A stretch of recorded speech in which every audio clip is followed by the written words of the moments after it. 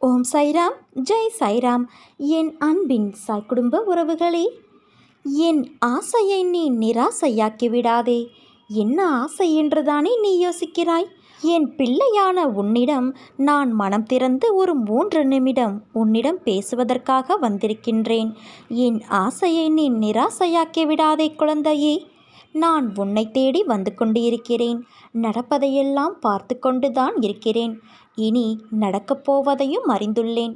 எத்தனை துயரங்கள், எத்தனை இழப்புகள், எத்தனை மாற்றங்கள், அத்தனையும் எனக்கு தெரியும். உனக்கு நடந்த நிகழ்வுகளுக்கு எல்லாம் நான் கணக்கு வைத்திருக்கின்றேன். இவை அனைத்துமே மாறப்போகிறது குழந்தையே. உன் வாழ்வில் நான் மாற்றி அமைக்கப் போகிறேன். நீயோ உன் குடும்பமோ, ஏன் உன் தலைமுறையே இதற்கு மேல் கலங்கப் போவது இல்லை. உன்னை எவ்விதமான துயரங்களோ கஷ்டங்களோ நெருங்க விடமாட்டேன். போன ஜென்மத்தில் நீ செய்த புண்ணியத்தால் உன் கர்ம பலன்களை விலக்கி உன்னை உயர்த்த நான் கடமைப்பட்டுள்ளேன். நீ கலங்காதே. இனி நீ எடுத்து வைக்கும் ஒவ்வொரு அடியும் விரைவில் விருட்சமாக மாறி பிரகாசமாக நீ ஒளி வீசப்போகிறாய். ஆனந்தத்தை அனுபவிக்கும் காலம் இதோ வந்துவிட்டது குழந்தையே. நான் உன்னை தேடி வந்து கொண்டிருக்கிறேன். உறுதியாக என்னை நம்பு. துன்பம் வந்த போதும் கூட என் மீது நம்பிக்கை குறைவுபடாமல் இருந்தால் அவர்களுக்கு என் உதவி கண்டிப்பாக கிடைக்கும். உங்கள் கர்மத்தை உங்களுக்கு பதில் நான் சுமக்கின்றேன். உங்கள் செயல்களில் உங்களை விட நானே முன்னால் நிற்பேன்.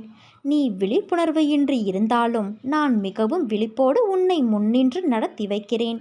என் அனுக்கிரகத்தால் இப்பிறவியில் என்னை ஆராதிக்கின்றாய், என்னை வணங்குகிறாய்.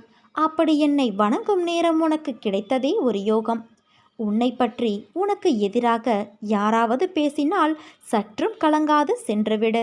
அவருடைய சொற்கள் உன் உடலை துளைத்து விட முடியாது. பிறருடைய செயல்கள் அவர்களையே பாதிக்கும், உன்னை அல்ல.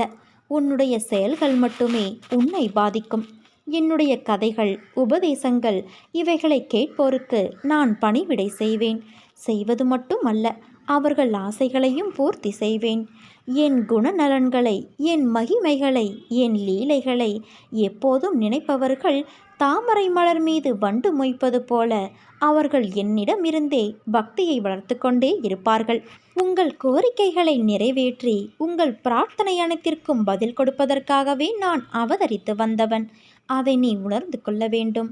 என்னிடம் அடைக்கலம் புகுவோர் இப்பிறவியில் எதை குறித்தும் கஷ்டமே படமாட்டார்கள். இப்போது நீ கவலையில்லாமல் இரு. என்னுடைய பக்தர்களை எக்கணமும் அச்சுறுத்துகின்ற ஆபத்துக்களின் கோரப்பற்களிலிருந்து நான் வெளியே இழுத்து விடுவேன். உன் அருகில் நான் இருக்கும்போது எதற்காகவும் கலங்காதே. நான் இருக்கும் இடத்தில் செல்வம் பெருகும். இல்லை என்ற நிலை ஏற்படாது. என்னை சரணாகதியடைந்தால் நான் உன்னை பாதுகாப்பேன் குழந்தையே. நீ நம்பிக்கையோடு இருந்தால் நல்லதே நடக்கும். சாயிருக்க பயமேன்.